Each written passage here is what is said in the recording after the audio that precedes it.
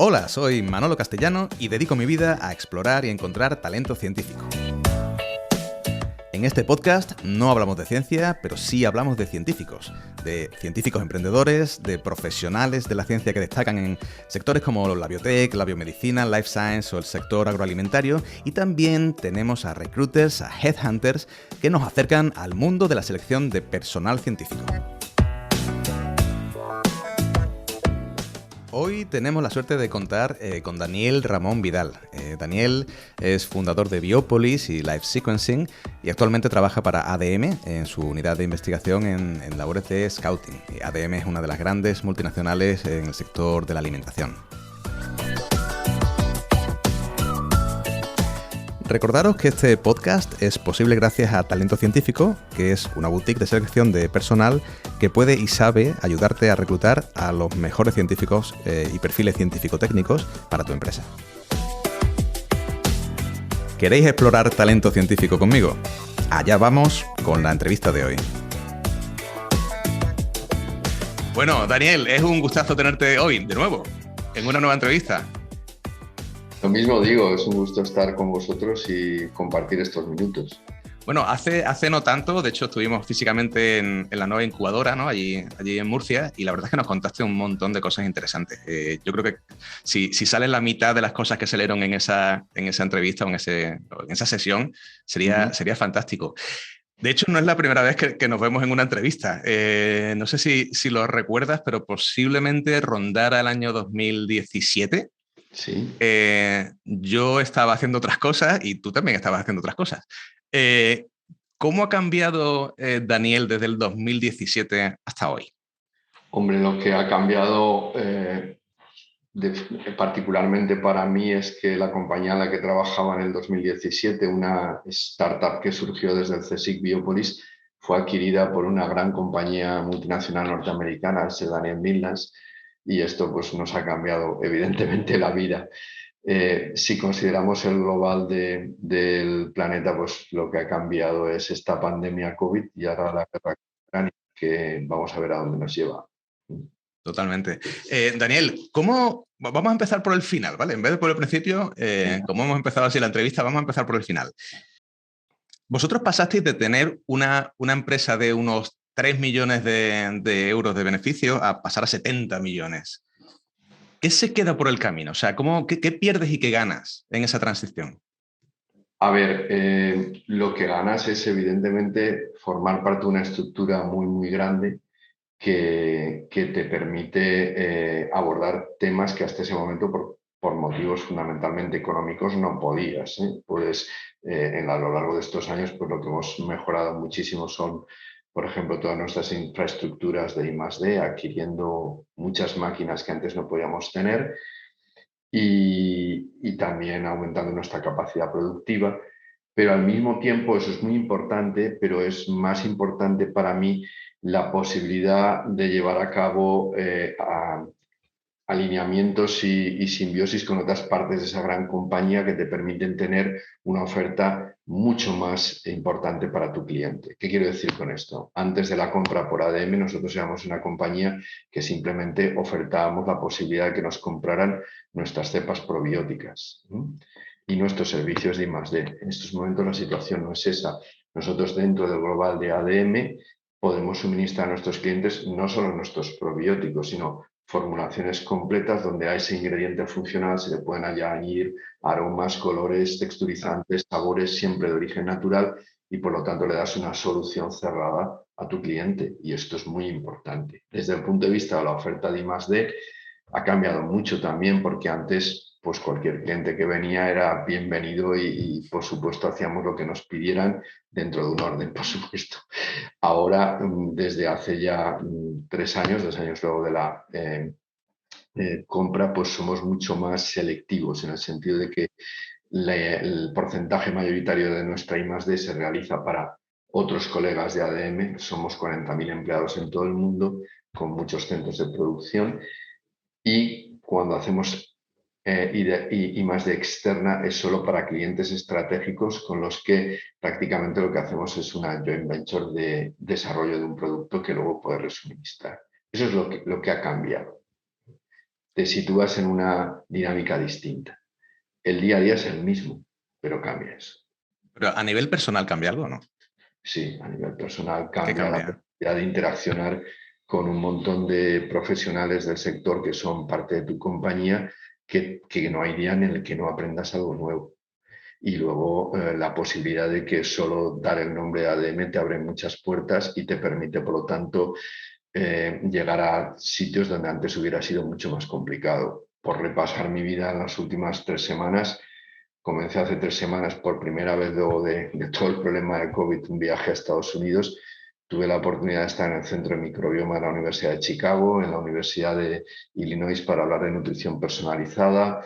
A la semana siguiente, cuando vine aquí, fue a Portugal y pude visitar el Instituto ¿cómo se llama? El Instituto Ibérico de Nanotecnología, un centro espectacular en Braga. Todo esto antes hubiera sido mucho más difícil. Ahora es que el nombre ADN te abre muchas puertas y muchas posibilidades de ver nuevas tecnologías, grupos disruptivos con los que poder hacer un montón de cosas. Oye, cuéntanos un poco eso. Cuéntanos cómo es la vida de alguien que se dedica al scouting. Bueno, en estos momentos leer mucho, intentar captar la mayor parte de información posible y sobre todo dada mi edad, que ya no soy un chaval, pues, y que eso te curte porque has vivido muchas experiencias previas, tienes olfato y saber discernir cuando vas a un centro público a visitarlo, por ejemplo, pues qué realmente tiene sentido desde el punto de vista de la transferencia y que es excelente ciencia, pero que sabes que no va a poderse transferir. Eso yo creo que te lo da mucho la experiencia de haber visitado muchos centros de investigación en tu vida, haber formado parte de grandes centros de investigación. Por fortuna para mí, mi casa ha sido el CSIC y qué mejor sitio para entender eso que el CSIC.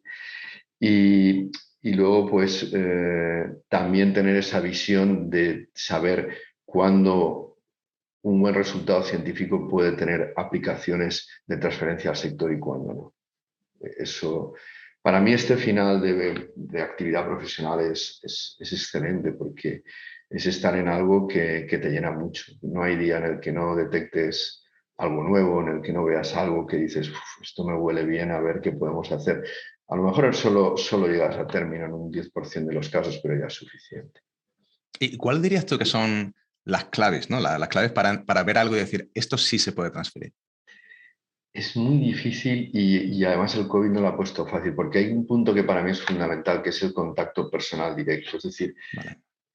yo cuando me siento con un investigador o una investigadora, sea de un centro público o de una industria privada, y hablo con ellos, yo creo que conforme vas avanzando en la conversación te das cuenta en realidad de lo que se tiene y lo que no se tiene. También es muy importante la visita al sitio.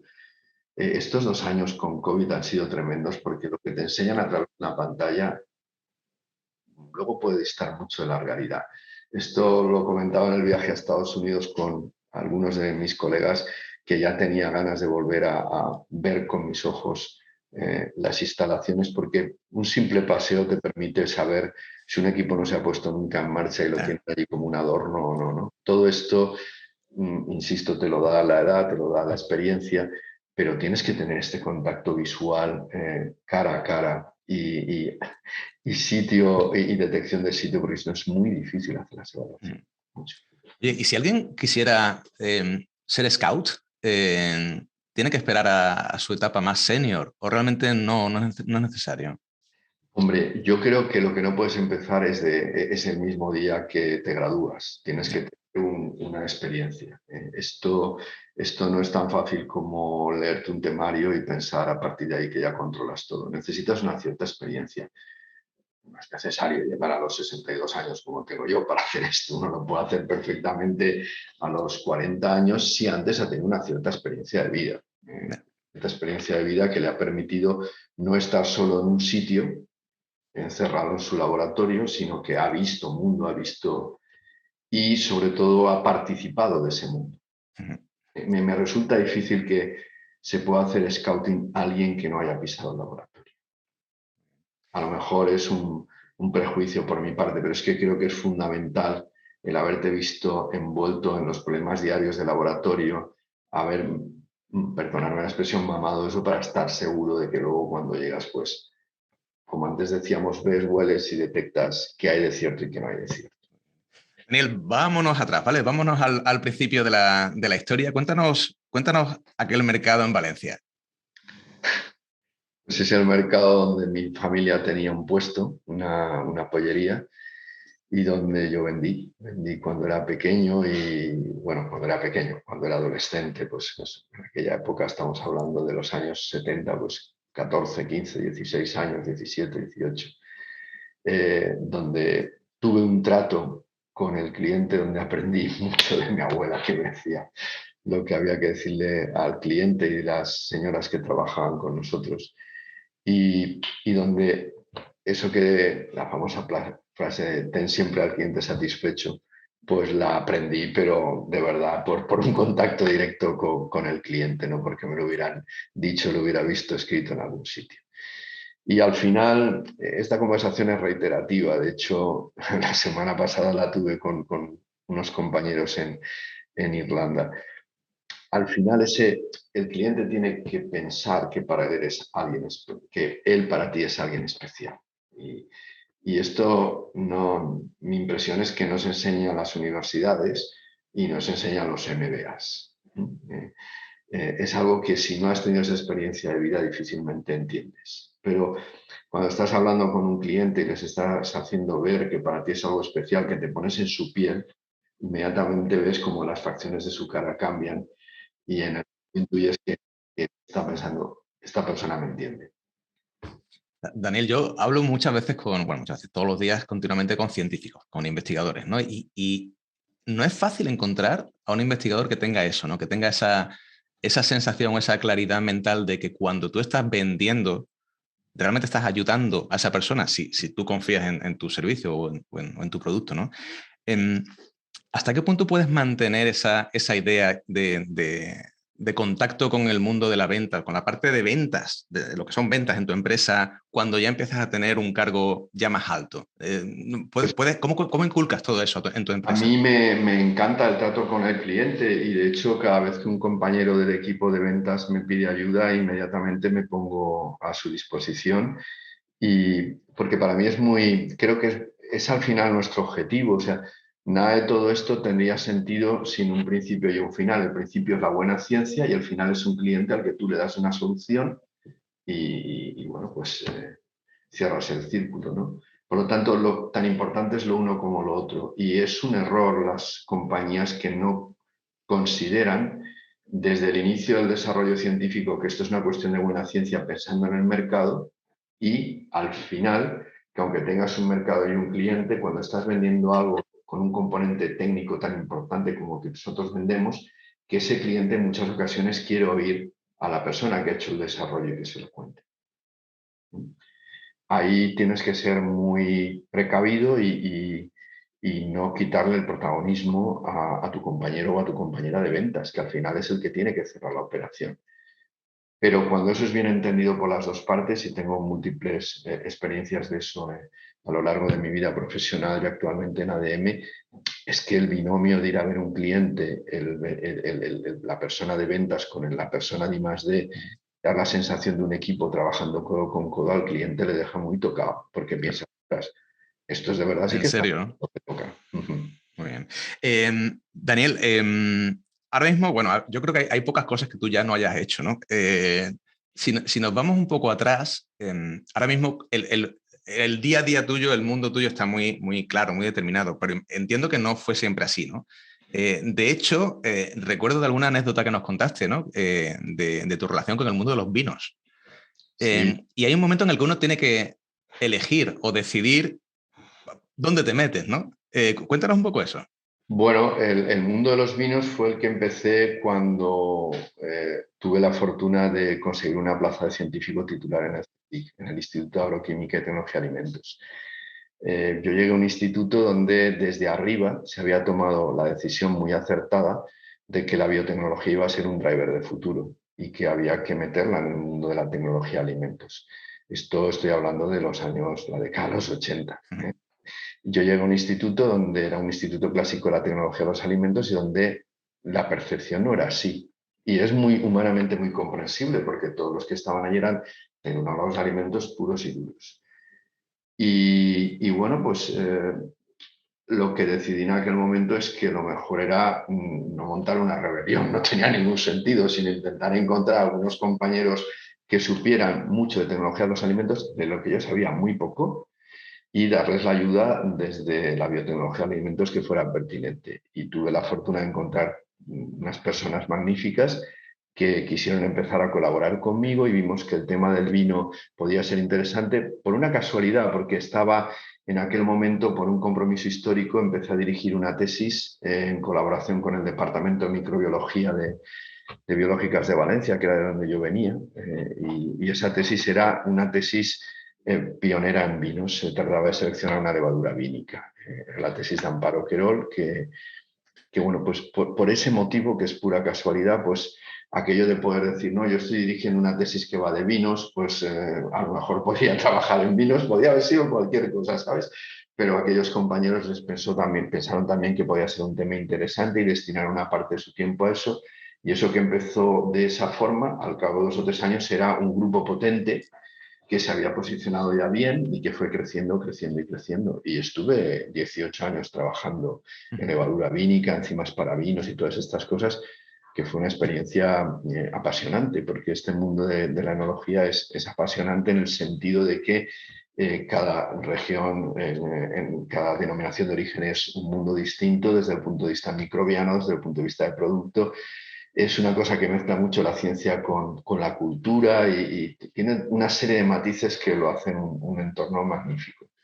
Pero también es verdad que llegó un momento en el que, mm, probablemente porque había ido bien el grupo y habíamos conseguido hacer lo que no era normal en aquel momento, que era crear un grupo de verdad, y en lugar de querer cada uno de nosotros ir por su lado, ponernos juntos sin protagonismos y tirar para adelante, pues se me ofreció la posibilidad de ser coordinador del área de tecnología de los alimentos del CSIC.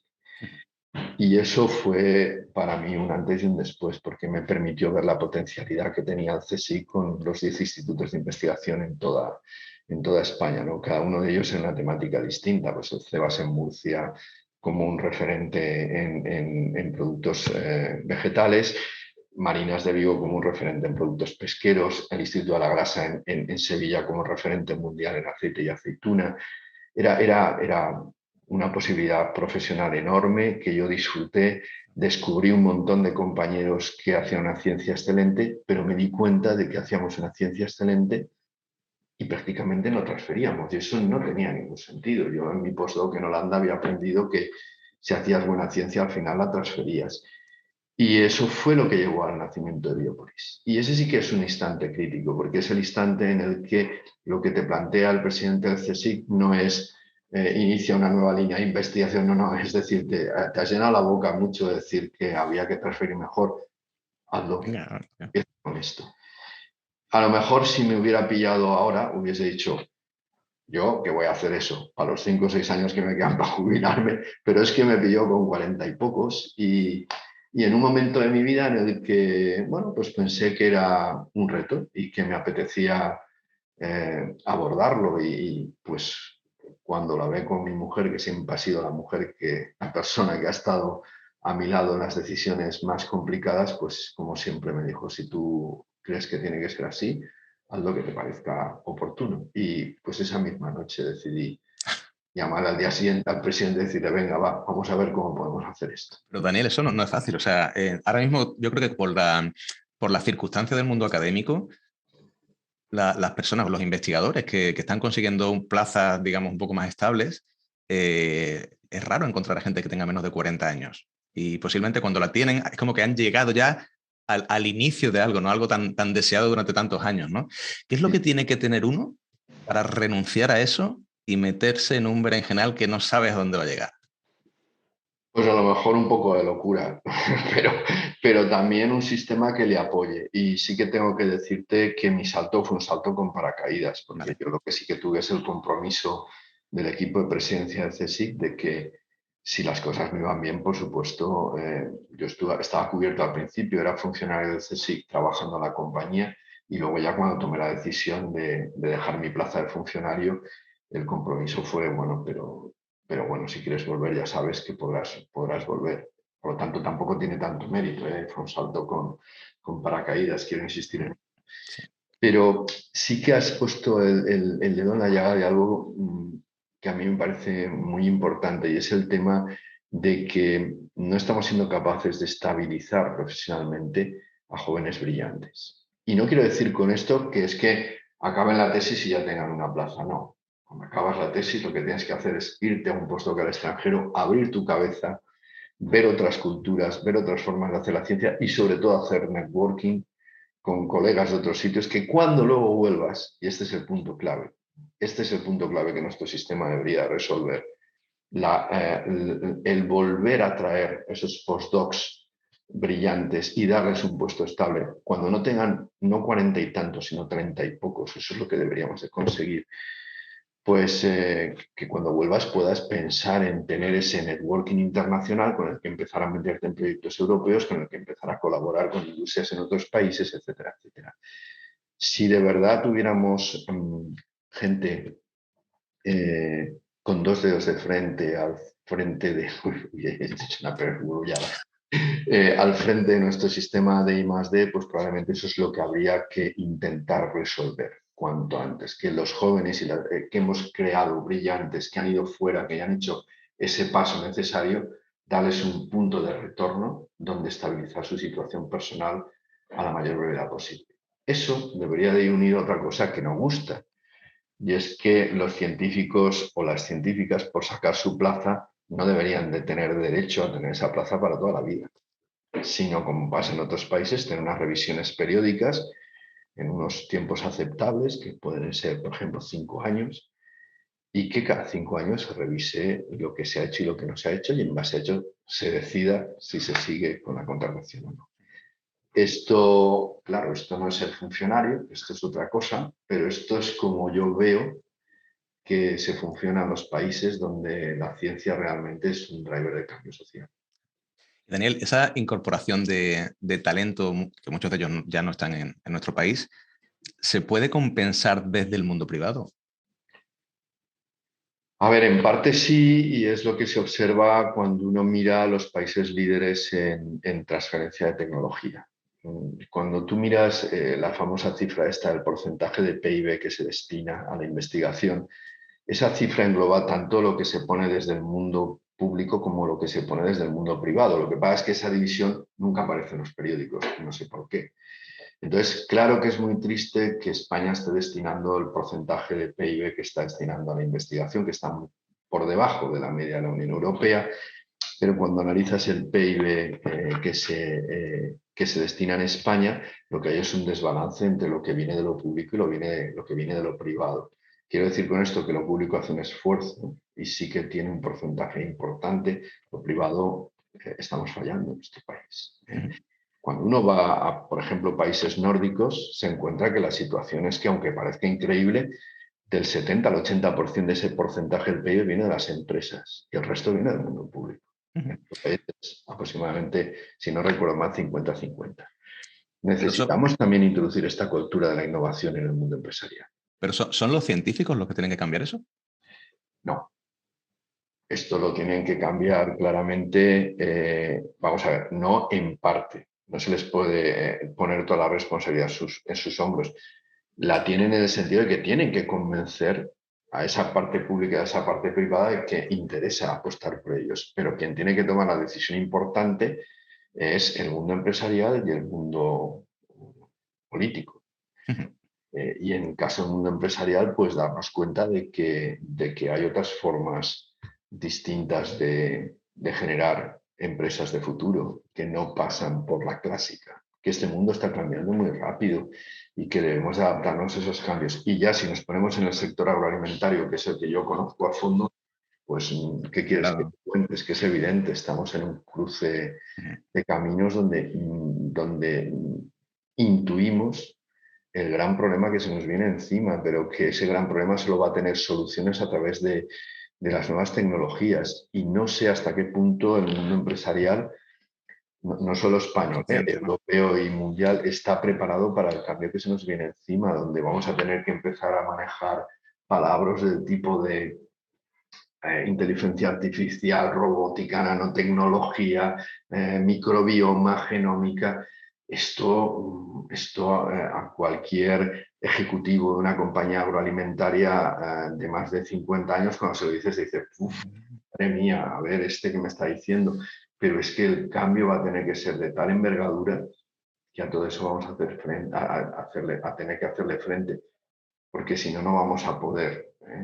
Y lo mismo sucede con la sociedad, porque claro, estamos acostumbrados a un mundo idílico en torno a la agroalimentación y tenemos que ser conscientes de que la población ha crecido, ha crecido, ha crecido, se ha desplazado a determinados focos que llamamos grandes urbes y que eso tiene un efecto pernicioso en el sentido de que o tienes una buena logística o vas a tener problemas de suministro y tiene un efecto también negativo en el sentido de que la gente se mueve de núcleos rurales a núcleos urbanos y que eso de alguna forma habrá que manejarlo.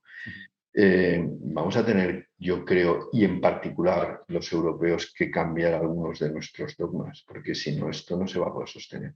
Si de verdad nos creemos lo de la sostenibilidad. A nivel de empresa, Daniel, ¿cómo se gestionan esos cambios más o menos repentinos? O sea, estoy pensando, por ejemplo, en la guerra en Ucrania, ¿no? Cuando tú tienes una estructura muy grande con miles de empleados en el mundo entero y de repente hay un cambio que nadie esperaba, ¿no? Y bueno, por no hablar de la pandemia, ¿no? ¿Cómo se gestiona eso en una empresa tan grande? Porque Pues realmente mira, los propios proyectos de I+D cambian, ¿no?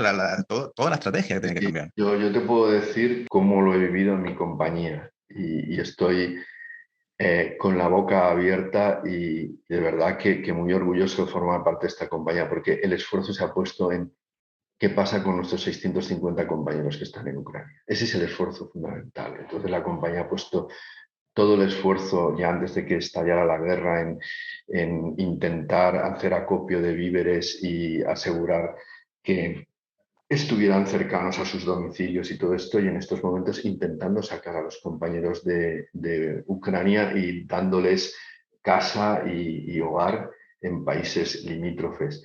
Evidentemente que a nosotros esto nos afecta muchísimo porque Ucrania es el gran vivero de grano de Europa y ADM para nosotros el grano es fundamental. Imagínate nuestros colegas de nutrición animal cómo están en estos momentos. Nuestro principal puerto en Europa es Odessa.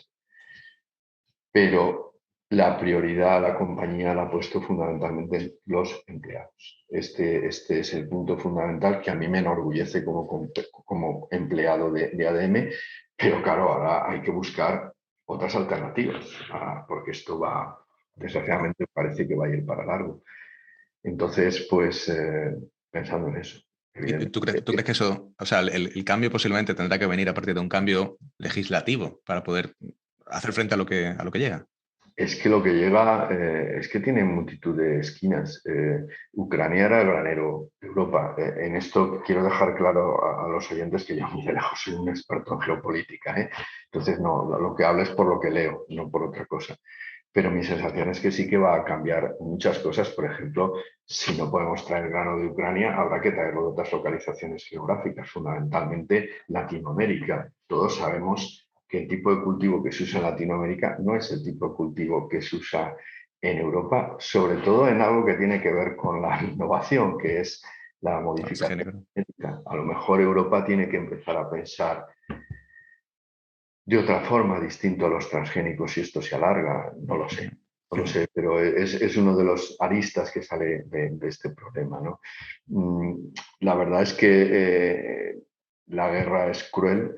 La pandemia de COVID también ha sido un cambio brutal, brutal en muchas cosas. Por ejemplo, en la percepción de los consumidores con respecto a la salud inmune. Algo que antes sí se percibía, pero bueno, lo que ha quedado claro con el COVID es que si no tenías un sistema inmune eficaz, ibas a estar en problemas. Esto creo que ha llegado para quedarse. A la gente le ha quedado el pozo de que el sistema inmune es importante y sobre todo si soy mayor o si tengo algún déficit y tendré que tomarme vitaminas o tendré que incrementar mi ingesta de frutas, de tal, porque si no mi sistema inmune se va a quedar tocado. Y esa palabra, sistema inmune, ahora todos la tenemos aquí dentro. Otra palabra que se nos ha quedado aquí dentro es PCR, ¿eh? No sabíamos nada de los PCRs. Ahora todo el mundo entiende que es un PCR y a lo mejor es mucho más fácil, hablando de seguridad alimentaria, decir, mire, es que esto se ha evaluado por PCR y es un marchamo de calidad, cosa que antes hubiese sido dificultosa, ¿no? Este tipo de cosas Claro, claro. no nos las hubiésemos creído hace 3 años y de repente, pues aparece. El día a día, ¿no? Daniel, en esta situación de incertidumbre tan tremenda, ¿tú hubieras creado Biopolis? En esta situación de incertidumbre tan tremenda, sí, probablemente sí, porque también te tengo que decir que un poco después de crearla estalló la crisis y mira, No, pues también. nos hicimos a ello, ¿no? A lo mejor estas épocas tan tremendas son las épocas en las que tomar decisiones importantes, ¿no? Y donde a lo mejor pues eh, el día a día, como no es tan cómodo, te obliga a tomar otras decisiones. Cuéntanos cómo fue ese origen. ¿Cómo se crea una empresa como Biopolis? Se crea por lo que te he comentado, esa época de coordinador del área, estaba de presidente del CSIC César Nombela y de vicepresidente de Ciencia y Tecnología Emilio Lora Tamayo, que era mi jefe, y al que no conocía de nada y bueno, pues la verdad es que bendigo el día en que César decidió que fuera coordinador porque Emilio es de mis mejores amigos y de las personas que he aprendido y de los mejores jefes que he tenido. Y con Emilio, pues te puedes imaginar las conversaciones, un físico y un tecnólogo de alimentos eran divertidas, pero él siempre me pinchaba con lo de la transferencia y tal y esto, ¿no? Y en un momento determinado, cuando surgen 3 posibles socios industriales, que eran Central Lechera Asturiana, Talde Capital Riesgo y Natracéutica, con 3 personas que para mí fueron vitales: Pedro Astás por parte de Central Lechera, José Vicente Pons por parte de Natracéutica y José María Zalbi de Goitia por parte de Talde, pues nos dicen que ellos sí que les interesaría invertir en algo, pero la legislación en aquel momento no permitía que el CSIC formara parte de una sociedad limitada o una sociedad anónima. Estoy hablando del año 2002, finales del 2002. Y de repente Emilio pues me llama un día, un 28 de diciembre del 2002, y me dice, esto no es una inocentada, pero es que parece ser que el Consejo de Ministros, que se va a reunir a comienzos de año, va a autorizar que un organismo público forme parte de una sociedad limitada. A lo mejor ahora sí que podemos hacer lo que estos posibles socios nos decían y que no había posibilidad, ¿no? Y decidimos, y esto es pues algo que no se me olvidará en la vida, ese mismo día por la mañana lo que me dice Emilio es: ponte en contacto con ellos tres, a pesar de la fecha que es, 28 de diciembre, intenta que te manden un fax, un correo donde digan que sí que están interesados, y con esa información, y si me haces un pequeño informe, yo mañana se lo doy en mano al secretario de Estado, y el secretario de Estado que lo lleva al Consejo de Ministros. Estas decisiones son vitales porque se tienen que tomar en décimas de segundo, y si tienes una persona que decide tirar para adelante, pues es que tú vas. Entonces yo ese mismo día conseguí los faxes, cogí mi coche con el informe, se lo di a Emilio el 29 por la mañana y él por la tarde se lo dio al secretario de Estado, y el 4 de enero, la semana siguiente, nos dieron permiso para que el CSIC formara parte de una sociedad limitada que no sabíamos ni qué nombre iba a tener. Esta es la realidad, pero fue una decisión de la que no nos arrepentimos ninguno. Porque en aquel momento a lo mejor lo obvio hubiese sido, ostras, sale esta oportunidad, pero claro, ahora no vamos a hacer nada. Ya hablamos a la vuelta de vacaciones y vemos y tal, y eso hubiera ido, sabes, languideciendo, languideciendo. Todos conocemos la administración, lo pesada que es, la burocracia que tiene encima, y no sé si hubiéramos llegado al Consejo de Ministros de 6 meses más Ah, tarde. Pero tomas esa decisión, lo haces, y bendito sea el día que ah. Emilio se decidió a liderarlo. Ujú. Y que además tuvimos el apoyo de las 3 empresas, que estas otras. Porque a lo mejor en otras empresas te hubiesen dicho, bueno, a ver, explícame mejor. No, no, es que se creyeron lo que les estábamos diciendo de que había potencialidad dentro del CSIC. Ujú. Y eso es también muy importante.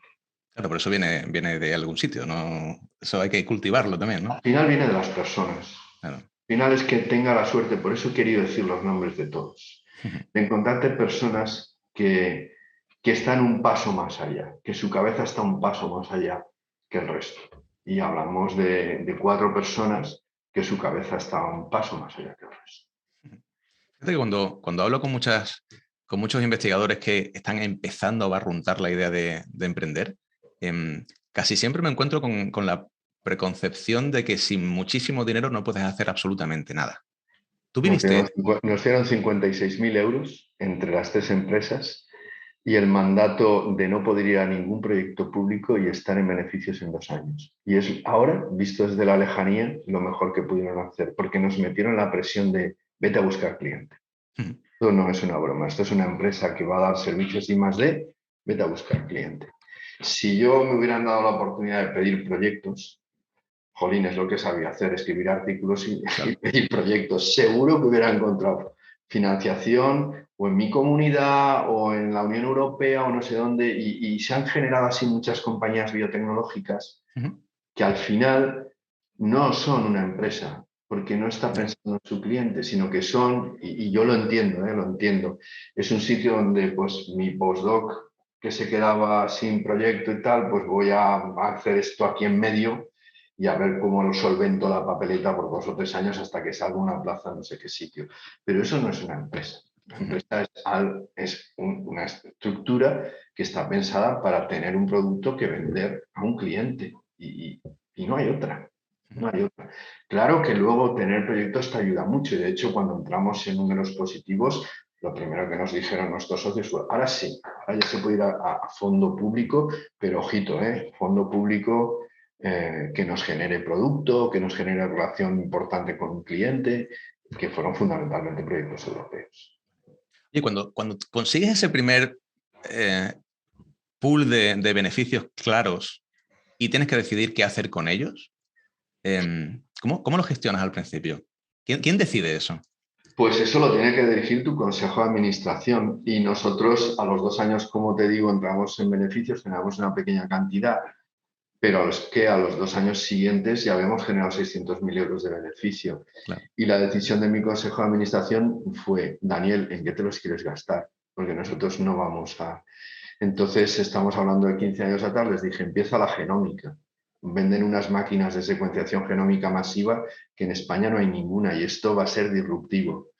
Y me dijeron, pues adelante. Les dije, ya, pero es que no valen 600.000, valen 850.000 más 150.000 más para generar la infraestructura alrededor de 1.000.000. Y me dijeron, pues tienes 600.000, búscate la vida con los otros 400.000. Y yo sabía que había otra spin-off del CSIC en Madrid que trabajaba en genética, muy ligada a CIB, y se cujen y me dirigí a ellos y ellos tenían milagrosamente 400.000 euros. Y creamos una segunda compañía de genómica masiva que fue pionera en España y que nos ha generado un negocio bestial.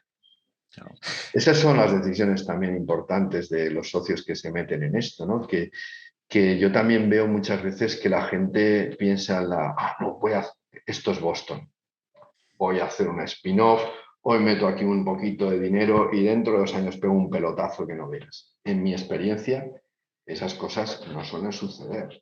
Lo que suele suceder es que hay un periodo de tránsito y que hay veces que sale y hay veces que no sale. Tienes que ser cuidadoso e intentar invertir donde va a salir.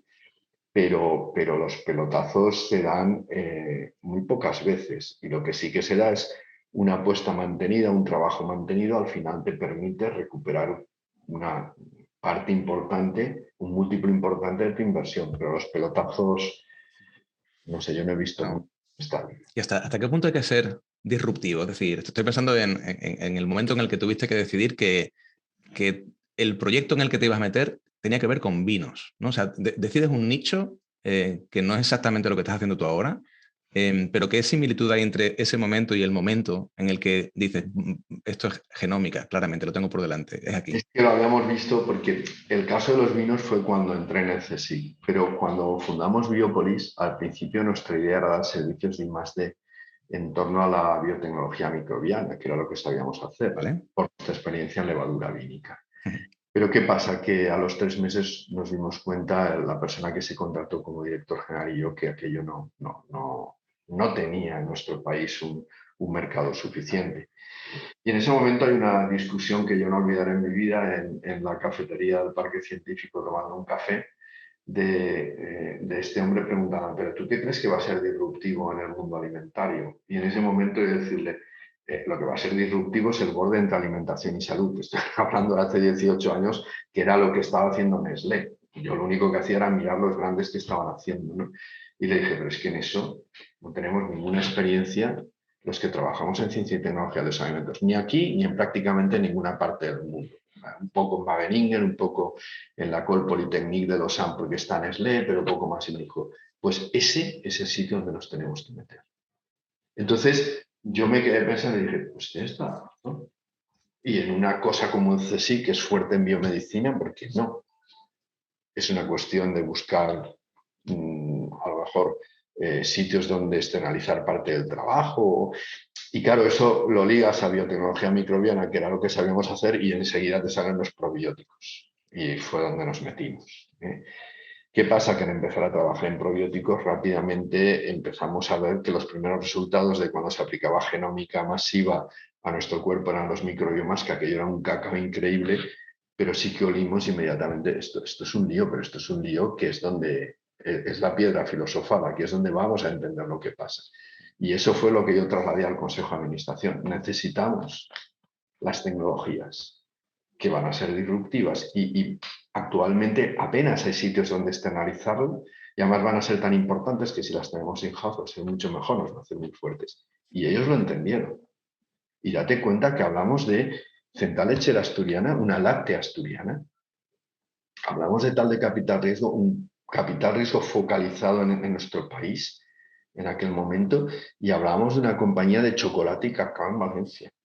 Pero las tres personas, y por supuesto el presidente del CSIC, lo vieron enseguida y dijeron, no, esto tienes toda la razón, hay que meterse.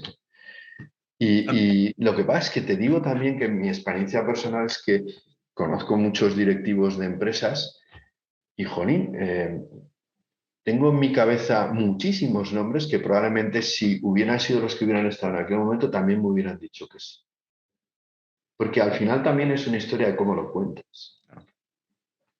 Y que ellos sean confidentes de que tú no les estás tomando el pelo, que tú lo entiendes que esa es la situación a tomar y que no es tu locura científica, es que los argumentos que pones encima de la mesa es que yo creo que esto va a ser y mirar cómo se están posicionando este o este otro. Ese es un ejercicio que también los científicos debemos aprender a hacer cuando hablamos con las empresas. Pero tú tienes la ventaja de que eras el CEO de la empresa y eras científico. Entonces, cuando hablabas de microbiomas, no lo habías oído el mes pasado. Venía posiblemente de unos artículos que te leíste hace muchísimos años, ¿no? Cuando en ese momento no se habla en el mercado de microbioma, ¿no? Y porque en aquel momento yo no tenía, no era el CEO de la compañía, ¿eh? Yo fui más tarde, 2 años más tarde fue cuando dejé el CSIC. O sea, yo era la persona que el CSIC había puesto allí. Y eso también es muy importante. Es que estos tres socios se creían al CSIC. Entendían que el CSIC era un centro público de investigación con unas capacidades enormes, ¿eh? Y te puedo decir como anécdota que ellos sí que sabían lo que era el CSIC, pero que en aquel momento ibas y mucha gente te decía el CSIC, pero los buenos o los malos, porque estaba lo del centro de inteligencia que todo el mundo confundía con el CSIC y todo aquello, ¿no? Sí, sí, sí. O sea, también hablamos de unas personas que jolín, estaban a un cierto Sí. nivel. Ahora es Pero incluso te peor. insisto que mi experiencia en el mundo empresarial es que hay muchos ejecutivos así, pero hay que contárselo, hay que explicárselo. Claro. Te iba a decir que antes, ahora es incluso peor porque con la serie esta que se llama CSI de los muertos, Ya. es casi peor, ¿no? Daniel, si tuvieras que destacar algo que hizo que tus empresas funcionaran bien, ¿podrías poner el punto Hombre, en...? no tengo ninguna duda. Te respondo al segundo, la gente. Tú no puedes tener una empresa que funcione si no tienes detrás un equipo de gente que funcione como un equipo. ¿Esto qué quiere decir? Que tienes que ser tremendamente selectivo en la selección del personal. Y más en una compañía que tenga un perfil tecnológico. Tienes que buscar gente buena, que sepa trabajar en equipo. Yo siempre digo lo mismo. Me encantan los genios. He conocido varios a lo largo de mi vida profesional en el entorno académico y son fantásticos, pero nunca me los llevaría a una compañía. Yo prefiero una compañía, gente muy bien formada, pero que sepa trabajar en equipo. Y si no sabe trabajar en equipo, no hay nada a hacer, porque al final una empresa la hacen los empleados y la hacen cuando están alineados, si no la destrozan. Y eso ha sido lo más importante. Y además de lo que más orgulloso estoy. Yo estoy orgulloso de que ahora aquí ya somos casi 90 personas en ADM Biopolis. Prácticamente el 60% son científicos y son gente que son brillantes, no tienen nada que envidiar a cualquier profesor de universidad o investigador del CSIC, saben entender las necesidades del cliente y trabajan en realidad codo con codo los unos con los otros. Y eso es lo que más orgulloso me tiene, porque al final lo que pienso es, vale, mira, todo esto ha merecido la pena porque al final, aquí a final de mes, hay ahora 90 familias que viven gracias a esto y que si no, ¿dónde estarían en un país como este? Pues los científicos probablemente estarían fuera de España. Claro. ¿Es al final esa parte la parte que más llena? Sí. Mira, yo te puedo decir que a mí lo que más me puede... Y además es que me pasa muchas veces, ¿no? La semana pasada que tuvimos aquí colegas americanos, el oír a mi gente explicándoles lo que están haciendo, ver lo que han crecido profesionalmente, cómo están discutiendo. La semana pasada estuvo la vicepresidenta de I+D de Nutrición Humana en todo el mundo de ADM, y que al final cuando la llevas al hotel te diga, qué gente tan buena tienes, Daniel, qué suerte tienes. Eso dices, sí, es que soy consciente y dices, por esto ha merecido la pena. Claro. Lo demás, pues sí, nos compró una multinacional, vendemos mucho, tal, que está fantástico, porque si no, nada de todo esto podría haber sucedido, pero al final dices, y creé un equipo humano que logré cohesionar y que lograron hacer todo esto. Eso es lo que a mí más me llena, te lo puedo asegurar. Pero eso no es suerte, Daniel. Al saber le llaman suerte. Vamos a ir terminando, Daniel, pero me gustaría que si pudiéramos darle si pudieras darle un consejo a esa persona, ese empresario, ese científico, ese emprendedor que está en ese punto en el que su spin-off se va difuminando y ya está creando una empresa grandecita, ya es una pyme, ¿qué consejo le darías? Pues el consejo principal es que no se te suba el éxito a la cabeza. Pon los pies en el suelo. Evalúa muy bien dónde estás y dónde quieres estar en 5 años vista y qué compañeros de viajes quieres buscar para eso. Y selecciónate los mejores compañeros de viaje. Ese sería mi consejo. Hay muchas de estas spin-offs que mueren de éxito. Mueren de éxito porque a partir de un pequeño resultado, un cliente, ya se creen que ya está todo hecho. No, eso es solo el comienzo. Hay que tener los pies en el suelo y no perder la humildad. Y he visto algunas de esas que han fracasado por egos importantes. Humildad, ¿no? Es la clave. Daniel, ¿qué te voy a decir? Que es un gustazo hablar contigo. Yo por mí, todas las mañanas te llamaría porque aprendo muchísimo. Si hay hueco, ya sabes, hablamos cuando quieras, ya lo sabes. Te lo agradezco muchísimo y mil gracias por lo que has hecho y por lo que sigues haciendo y por lo que queda todavía por delante. Bueno, ya sabes dónde estoy para lo que queráis. Un abrazo. Muy bien, mil gracias. Hasta luego. Bueno, espero que os haya gustado el programa de hoy. Sabéis que nos podéis seguir en redes sociales, donde encontraréis esta y muchas otras entrevistas, y donde además pues, tendréis acceso a ofertas de empleo para perfiles científico-técnicos.